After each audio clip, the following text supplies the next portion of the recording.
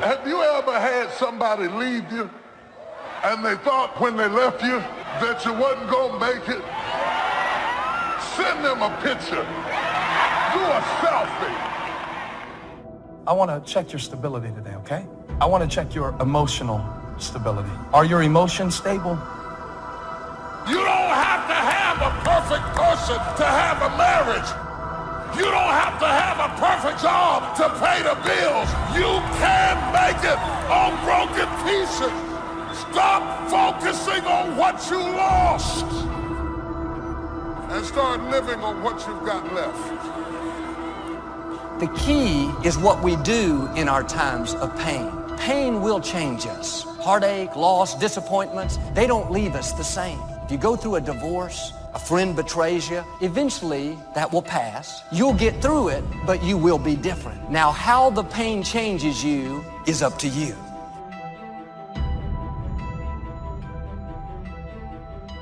I have learned that every blessing doesn't come to stay. Every relationship wasn't meant to last. Every friend is not going to be a lifelong friend. God will send people in your life for a season because you needed that at that time in your life. And if they walk away, don't stand there at the tomb of what used to be and cry over what was, because if you'd have needed them for the future, they would have stayed. You can come out bitter or you can come out better.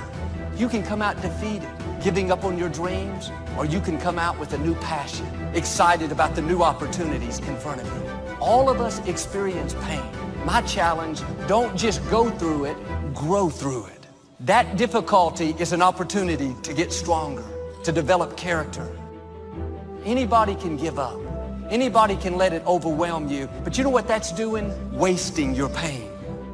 That pain is not there to stop you. It's there to prepare you, to increase you, to develop you. You need to be your own best ally, your own best friend. Don't be against yourself. If you don't love yourself, you can't love anybody else. Come on, some of you, your biggest problem right now is you don't like yourself. You cannot impose your will on me, so you can wish it, you can want it, but you can't make me be what I don't want to be. You have to always keep your heart prepared for rejection.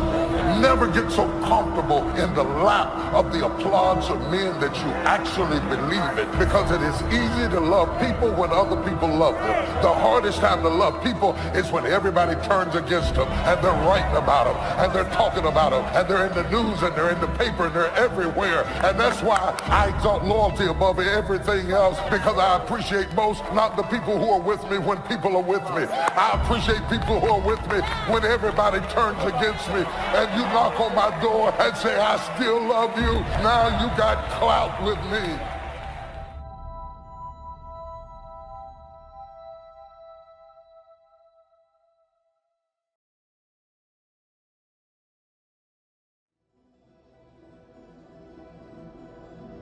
What are you going to do when anxiety attacks? This is a time for resistance. This is not a time for you to run. This is a time for you to resist. The fundamental issue is that life is tragic and difficult, very tragic and difficult for everyone. For somebody going through tough times, for somebody struggling just to keep your head above water, you're smiling just to keep from crying. You're trying, but things don't seem to be quite working out the way you planned. You're doing everything right, but you're still suffering. The fear of failure blocks total commitment. Suppose this doesn't work out. Suppose I go down. Suppose I get in trouble. You must understand that this has been going on since the world began. Worry will make you weak. Living stressed out will make you old, give you wrinkles, take your passion. Being bitter, angry, resentful will shorten your life. Proverbs says a relaxed attitude lengthens life. You can be 80 years old and young at heart. Your spirit never ages. I find a light in every dark tunnel. And when you have that and you understand that, you're unbreakable. I don't like the process. I did not want God to order steps. I wanted God to order a blessing. I wanted God to order victory, but instead of ordering victory, he ordered steps. He ordered it. He didn't just offer steps as an option to be selected on a directory of choices. He ordered steps. You have to have a reason to get out of bed each morning, something that motivates you. Maybe at one time you had a dream, but you went through some disappointments, things didn't work out. But here's the key. When one dream dies, dream another dream. Just because it didn't work out the way you had it planned, doesn't mean God doesn't have another plan. Things are tragic and difficult, but there's always some stupid thing that you could do or someone else could do that could make it even worse than it has to be. So that's life. And you need an antidote to that because that can embitter you. Okay, so you need something to set against that so you don't get bitter and resentful. Doing something worthwhile. You need some reason to get the hell out of bed on a terrible day because you've got something good to do. But what's the best thing you could do? Transcend your current wretched and miserable self. That's why some people are easily broken. Being broken is not a hard thing. So those that do get broken, those that do get down, those that do get depressed, I understand. What I also understand is that the encouragement that can come from so many can add value for those that may need a little push. That may need a little, hey man, pick your chin up.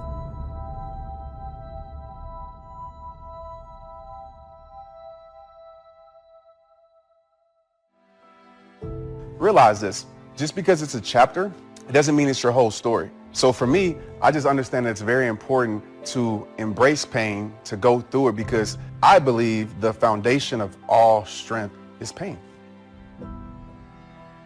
I've gotten rid of all my problems because I have a choice. Nobody wants to hang out with negative, dark, and dysfunctional people, including certain people in my family. I don't need no negative energy, homie. I want to wake up every day and smile. This is a softened generation. So if you have any mental toughness, any ability, if you have any fraction of self-discipline, the ability to not want to do it but still do it. But if you can get through to doing things that you hate to do, on the other side is greatness. I'm training my mind and my body and my spirit so it's all one, so I can handle what life is going to throw at me. Because the life I've lived, it throws a whole bunch at you. And if you're not physically and mentally prepared for that, you're just going to crumble, and you're good for nobody. Because on the other side of that is your growth. On the other side of that is strength. Even in going through pain, like I look at pain as a positive thing. I'm not talking about putting yourself through pain on purpose, but it's just like working out. You know, the only way you're going to get strength in your life is if you go through that hard moment, that tough moment. Successful people know how to change with the times. They don't get stuck in a rut, doing the same thing the same way year after year. They're constantly evaluating where they are and what they're doing, and they make adjustments so they can improve. Life is hard. It's tainted by malevolence and betrayal. That can make you bitter. You need a meaning to offset that. Where's the meaning to be found? Not in rights, not in impulsive pleasure, but in responsibility. You take responsibility for yourself. If you're good at it, you have some excess left over to take care of your damn family. Those are heavy burdens. You pick up the burdens, you find that's meaningful. The best way to pick up the burden is to continually improve yourself. And that's where the meaning is to be found. And so that meaning is in the continual self-transcendence. That's letting your old self die and the new self be reborn. And just because something worked 5 years ago doesn't mean it's still going to work today. We have to stay open for change. This is why many people don't have any enthusiasm. There's no freshness in their life. Every time an opportunity comes for change, for increase, because they're not used to it, they shrink back. They don't realize that's what's keeping them from going to the next level. Everything you imagine is a preview to a coming attraction. Once you understand that, it opens up a wide range of things and possibilities. Imagination is everything. It's the preview to life's coming attraction. That simply means everything that's in your imagination is a preview of a coming attraction that God has for you. That's why he puts it in your imagination. And in the coming days, Don't be surprised if God brings new opportunities across your path. You'll be tempted at first to play it safe and think about all the reasons why you can't do it. You have a gift.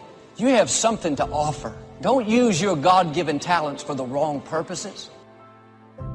As you continue to grow and develop, you will soon discover that last year's systems won't likely meet this year's needs. You see, one of the keys to success is flexibility. We must always be on the search for more effective methods to facilitate and accommodate new ideas. It's not too late to start right where you are. And some of you today, you just need some freshness in your life. Start stretching yourself. You have to stir up what God's put on the inside. If you don't have a dream, you're not really living, you're just existing. Just check the circle of your friends, because the company you keep tells a whole lot about you. The people around you, the more time you spend with them, I don't care who you are, you're going to become like them. The friends in your life are shaping the future of your life. We're not talking about acquaintances. We're not talking about friends at work. We're talking about our circle of friends. A lot of people don't ever do the things they're capable of doing because they allow themselves to go along with the crowd, following the crowd. And they find themselves in relationships with people who are addicted to mediocrity, and they allow their behavior to influence their behavior, following the crowd. Many people don't do it because of the fact that they allow their lack of self-confidence to immobilize them. The older I get, the more and more I am convinced that people are borderline obsessed with what's next. I think it's important that you have a vision for your life, and I think it's important that you have an idea of where you're headed, but if you're not careful, you'll get so obsessed with what's next that you'll miss out on what is right now. If you're in college, everyone's like, where are you gonna work?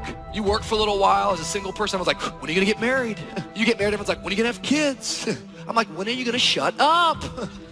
People are always pushing us into the next season. Because there is this notion and this idea that somehow the grass is green over the fence on the other side. But it takes a mature man of God to recognize the grass is not greener on the other side. The grass is simply green where you choose to water the grass. Some of you have been doing time on a deadbeat job, and every morning you have to make yourself get up out of the bed and go to work. Pull a smile on your face, because you know you're just serving time. I don't care how bad it looks. I don't care what the circumstance is. Keep the faith. God has not forgotten you. Keep the faith. Just as God has divine connections lined up for you, people to encourage you, push you forward, He's also lined up people that will try to stop you, discourage you, try to make you look bad. And if you don't understand this principle, you'll get discouraged. That opposition wasn't meant to stop you. It was meant to establish you. When you overcome it, you will not only step into a new level of your destiny, but everyone around you will see the favor of God is on your life. Well, I think the things that are bad that happen in life can either teach you or break you. And you got to decide what you want them to do. I vote that you allow it to teach you. I vote that you learn from these people, that you learn how to forget about the past, that you learn how to ignore people that are negative, that you learn to control your vengeful ideas, and that you learn to move on into the future where you're going to meet better people and better times are to be had. That's what I would recommend. Your miracle is never in what you lost. It is always in what you have left. And so when you start looking at what you have left, stop grieving over what you lost. Because if you needed it, you wouldn't have lost it. It might only be a pot of oil, but if it's left, the miracle's always in what's left.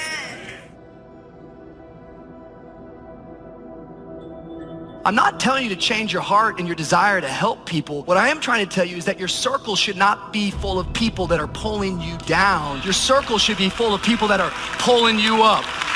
Someone say, check your circle. You can't honor people further than you. You can't reach up. Instead, you're more comfortable with everyone at your level or beneath you because it feeds your ego that you're needed. If you're the smartest person in your group, you need another group.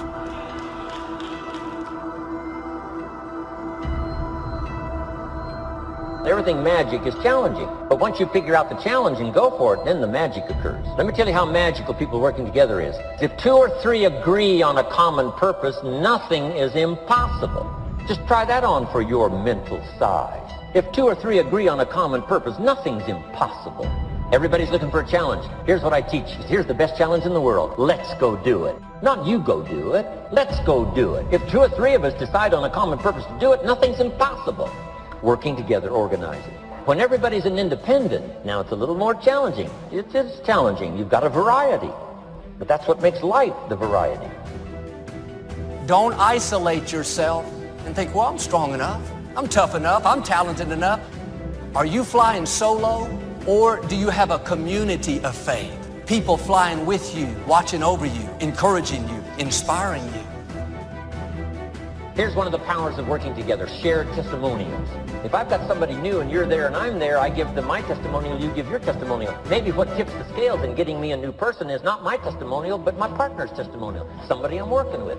Shared testimonials are so powerful. That's why working together is powerful. Now, working by yourself is okay. All this stuff is okay. Everybody needs to know, though, where are the advantages? You can be good by yourself, but you can't be great by yourself. You won't become all you were created to be without the right people around you. You can go 60%, but when you get in formation, when you have a family of faith blocking for you, praying for you, encouraging you, you'll go 40% further. Every time we come together, you're being refreshed, re-energized. It's like your batteries are being recharged. What the week took out of you, God is putting back in you. You support what they're doing. You try and build a relationship with them. That's what you try and do. This part of this that we're talking about, the competitiveness. Like if they want to maneuver and try and make you look bad and jump in the spotlight and try and get all the credit, it's fine.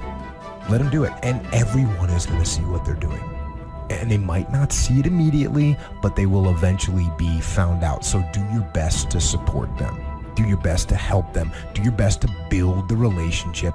Make the mission the most important thing, not the little politics that you're about to dive into and get involved in. Don't make that the primary thing. Make the primary thing accomplishing the mission.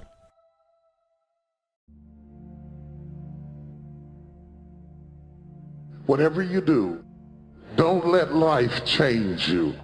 But somebody in this place has gone through some tough times and some dark days and been through some things. When all of this is over, you're going to come out stronger than you ever have been in your life.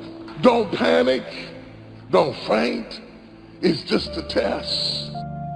And I say this to people all the time. It isn't me. It's you. And sure, you may have grabbed some little foothold from the podcast or from one of the books, but it isn't me that changes you, it's you. You set the small goals, you achieve those goals, then set some more and achieve those and set some more goals, maybe a little bit bigger, but not that much bigger. You pay attention to the progress. Just start. Start small. Start with changing tomorrow morning, just tomorrow morning. Get that squared away. And then move on to the next day and the next and move your life to a better place. One little step, one little victory at a time. You should dream outlandish dreams. If it's in your imagination, it's possible. Do you know that you can't think of something that can't happen? You know it's impossible to think of the impossible. It's not possible. So if you think it, it's possible. And if you live your life in possibilities instead of probabilities, you have a greater chance of finding happiness. Seriously, never live your life in probability. Probability is the probability of something happening. There's a statistic attached to a probability. 1 in every 3,000 people do this. 1 in every, that's a probability. A possibility has no stats attached to it. Live your life in possibilities and you're changing. Just change the way you think. It's not what you do for a living. It ain't how much you make. It ain't none of that. It's simply how you think. if you change your thought, you change everything. You change your attitude, you change your altitude. It's all that. It's the law of attraction. It takes a lot of courage to allow yourself to grow in the face of scrutiny. See, everybody grows. Men, women, faith, bishops, everybody grows. But generally you grow in privacy and your struggles are kept private and you develop and you grow out of it. Hopefully you get out of it before anybody shoots you down. And it takes a lot of courage to say I'm not there yet. And what I have had the courage over the years to say, I don't know everything. I've been willing to change. I've been willing to evolve. I've been willing to explain myself to people that I didn't even have to respond to. Because in the process of doing that, people begin to understand that you are not who they think you are.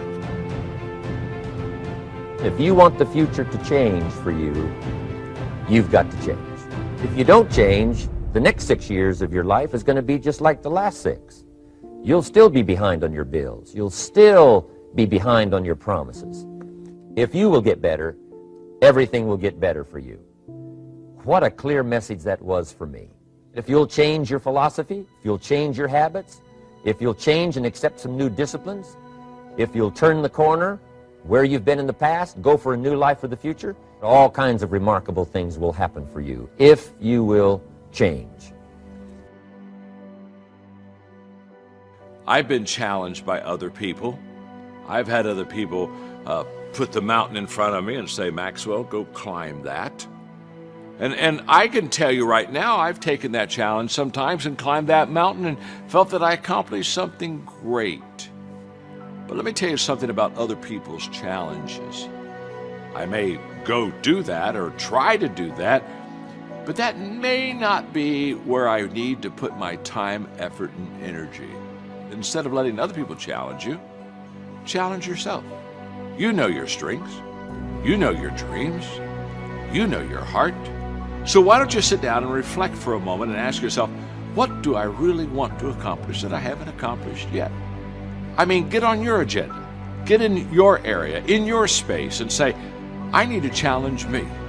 When you challenge yourself, you're challenging yourself in an area that is close to your heart, and it's who you are. In other words, the closest way to meet a challenge with a great sense of authenticity is to challenge you.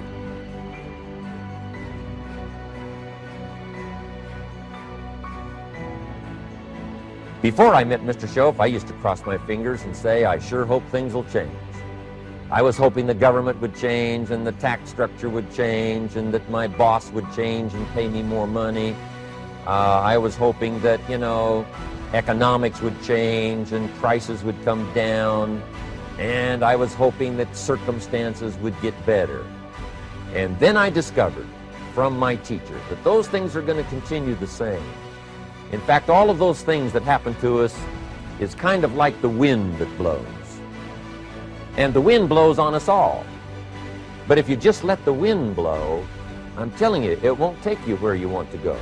All of us must use this wind to take us to the dreams we've got, to the equities we want, to the money we want, to the income we want, and to all the things we want our life to have. This is where we want to go, and we've got a good wind, but we must not leave our future just to the wind, just to the economy, just to the structure of the way things are happening today. When we first start out in life, we are enthusiasts. Our vision is bright and alluring, and we feel confident we're going to win out, that we shall do something distinctive, something individual, unusual. But after setbacks and failures, we lose heart, and faith in our vision dies. Then we gradually awaken to the fact that our ambition is beginning to deteriorate. It is not quite as sharply defined as formerly. Our ideals are a trifle dimmed, our longings a trifle less insistent. We try to find reasons and excuses for our lagging efforts and waning enthusiasm.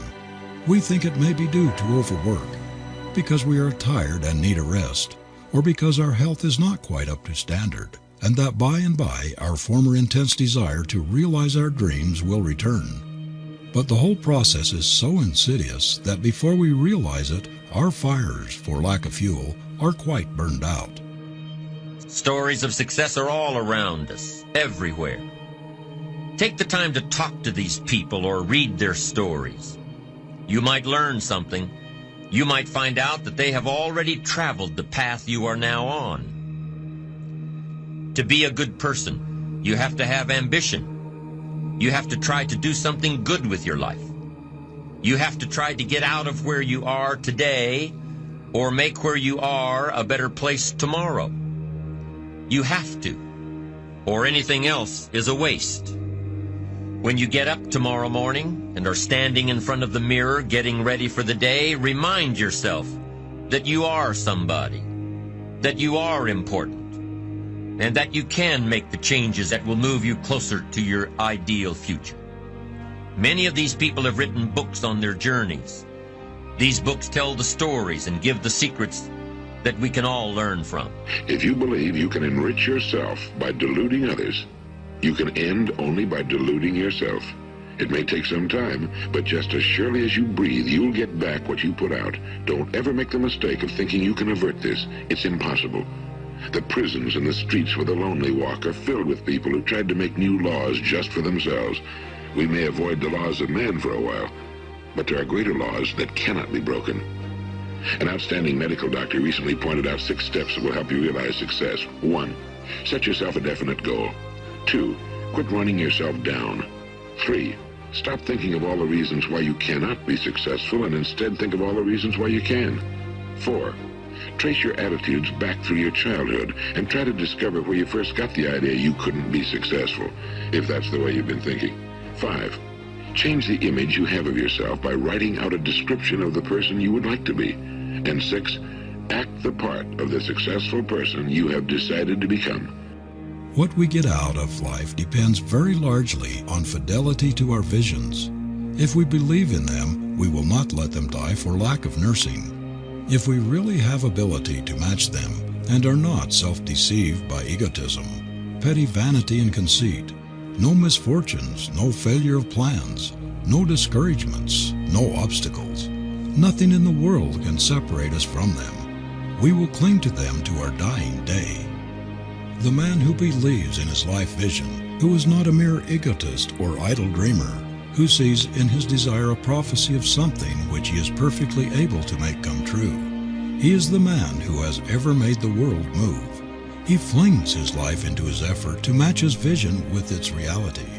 The world stands aside for such a one, for one who believes in his vision, who consecrates himself without reserve to its fulfillment.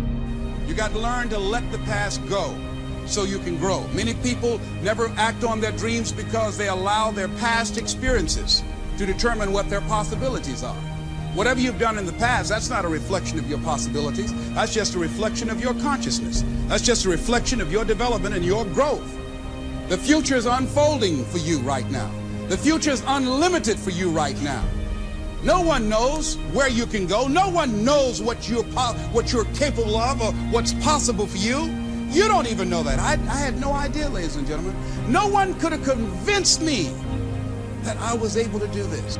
So as you begin to look at this decade and affirming that this is your decade, as you set goals that will make you stretch, that will bring out the best in you, as you begin to remove the negative, toxic people from your life, as you decide to take some chances in life, and that's one of the things that's very important. Viscott said, if you're not willing to risk, you cannot grow. And if you cannot grow, you cannot become your best. And if you cannot become your best, you cannot be happy. And if you can't be happy, then what else is there?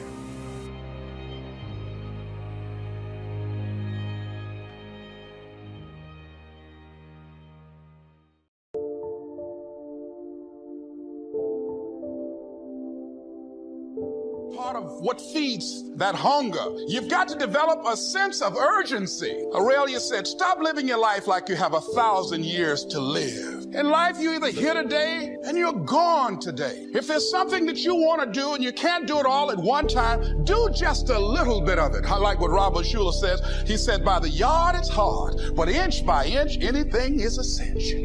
Do just a little bit of it. A friend of mine, Bobby Kerr, used to be a roommate. Bobby wanted to go into the area of public relations. He loved working with the public. Young lady he wanted to marry named Clarice. Bobby was a great procrastinator. Pretty soon the job where Bobby worked, they transferred him to another location. He went out to celebrate with the people on that new job site. And Bobby suffered a massive heart attack and died. Bobby didn't drink and didn't smoke, was under 40, and he died. Ask your question, how much time do you have left? How much time do you have left? When you start thinking about that, we don't know. We don't know. Bobby took all the greatness and all of the talent and all of his abilities to his grave with him. One of the things he could have put in parenthesis under his name, he didn't use all his stuff. And most of us do that. Most of us don't use the stuff that we have brought into the universe. And we want to make a conscious, deliberate, determined effort to start living life with a sense of urgency and using what we've got, using ourselves up,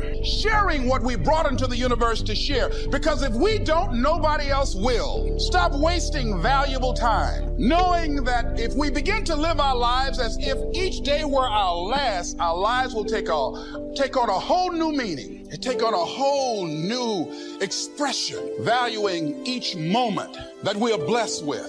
So many questions are not a matter of morality. It's a question of being careless or careful, being cautious rather than reckless, but not too cautious. So it's kind of an interesting challenge. If you were so cautious driving on a two-way highway, every time a car came your way, you were troubled about thinking whether or not he was going to stay on his side of the line, that you pulled off the road, wait for him to pass, then got back on the road and continued your journey. We would call that a bit too cautious. It may take you 2 or 3 days to get to your destination. So you say somehow when the traffic's coming your way on a two-way highway, you must trust at least the law of averages that says I have a pretty good chance of arriving, even though there's not a guarantee that 1 out of 1,000 coming my way, I'll cross the line and it'll be the end. So we do have to be cautious but not too cautious and let those daily experiences lead us into a better life, a better month, a better year. I arrived on an airplane flight once and the flight attendant came on and said, "Ladies and gentlemen, you have now completed the safest part of your journey. From now on, it gets dangerous. Fasten your seatbelt." I thought that was interesting. You've now completed the safest part of your journey. According to statistics, for the miles covered, it's the safest way to go.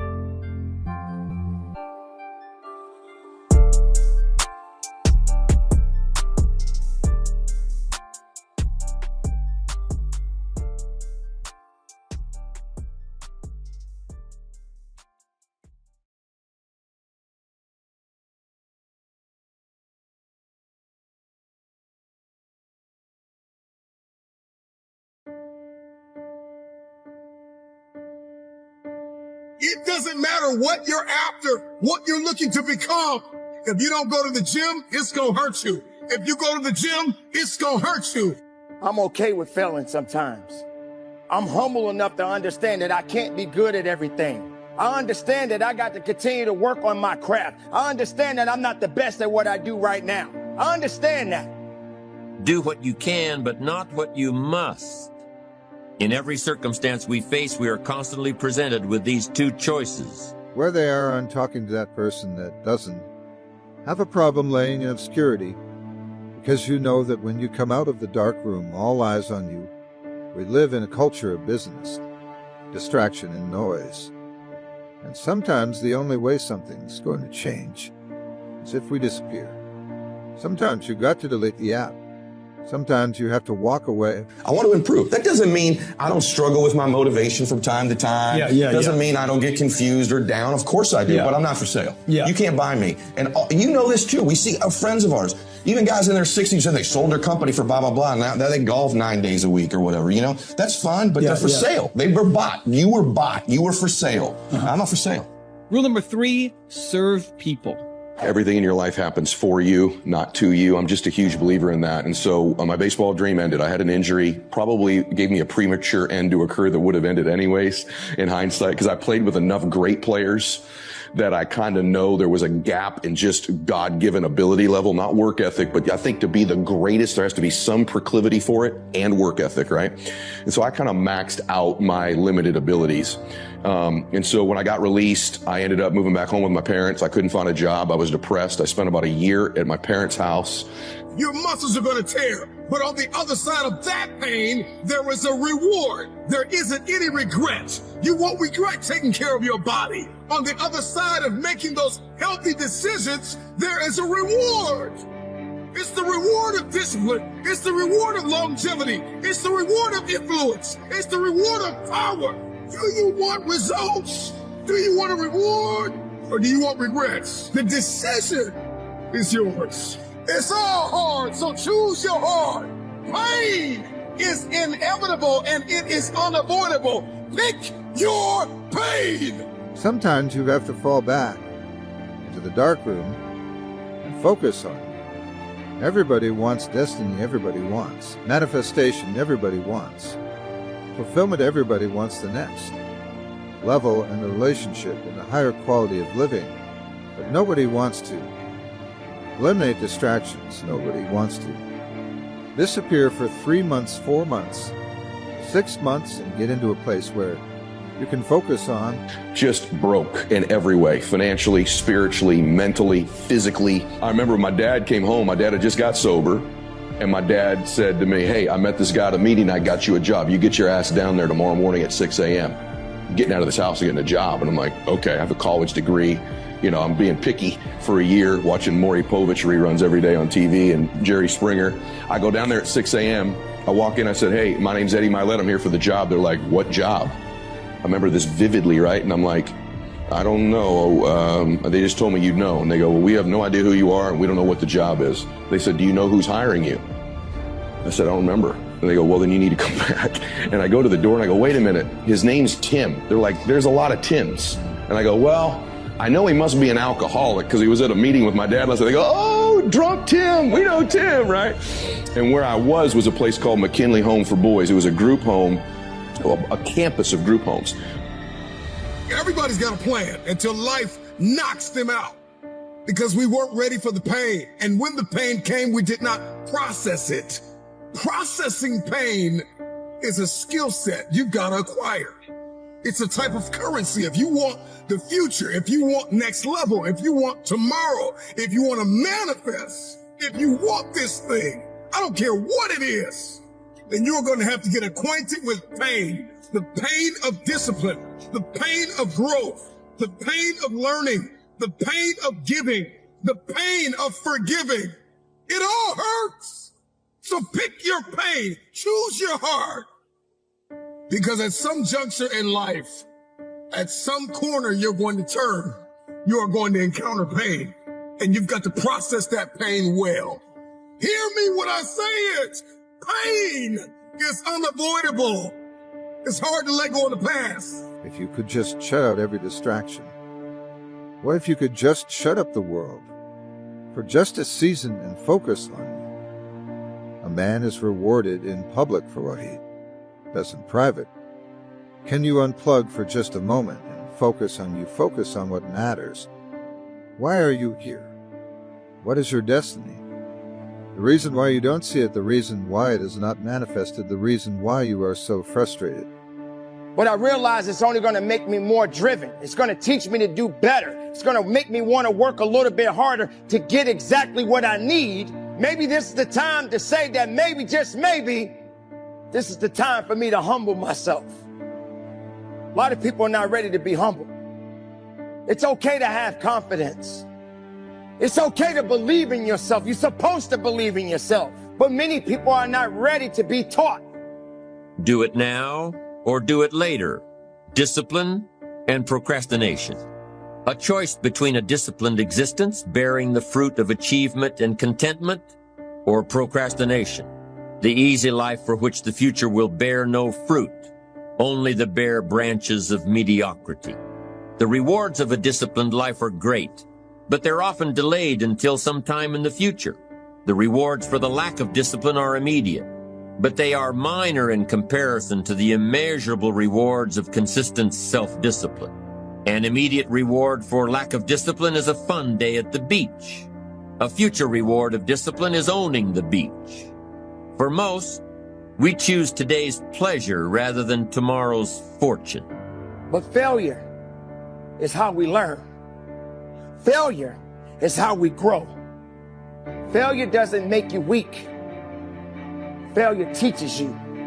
It gives you an understanding that you got to continue to work, and you got to continue to thrive on it, and walk in it, and run in it, and roll in it. Whatever it is you got to do, as long as you're proceeding to go forward, moving in it, getting where you need to be in your life, not feel accomplished. We're not here to feel anything. We're here to go through it. We're here to learn from it. And sometimes you got to fail. That's how you will succeed. Wanting is always something that is going through our minds. You hear it all the time. I want. I want. I want. So how can you get rid of the easy distractions? How can you keep your mind on what you're trying to do? How can you keep an attitude of doing it all and doing it now? How can you make the choice of discipline over procrastination? How can you stay focused on your ambitions? How can you avoid conversations at the water cooler? You can keep your focus on your work. You can get it done today instead of tomorrow. You've got to really work on your consistent self-discipline on a daily basis, or you'll find yourself distracted. Distracted by negative thoughts, distracted by negative people, distracted by water cooler chatter, and pretty soon, depending on the type of people you've associated with, distracted by your doubts within yourself. Never underestimate the power of influence and associations, and never underestimate the power of your own consistent self-discipline. You have not been willing to forsake all that you've been called to forsake, and to follow through behind closed doors. So you can talk about it, sure. You can't plan it, sure. You can write it down, sure. You could go to the conference and hear about it. You could read about it, but at some juncture you have to disappear and put the work in and come back in shock. Everybody that doubted you, I'm talking to that man, that woman, that boy, that girl who feels the fire in their belly.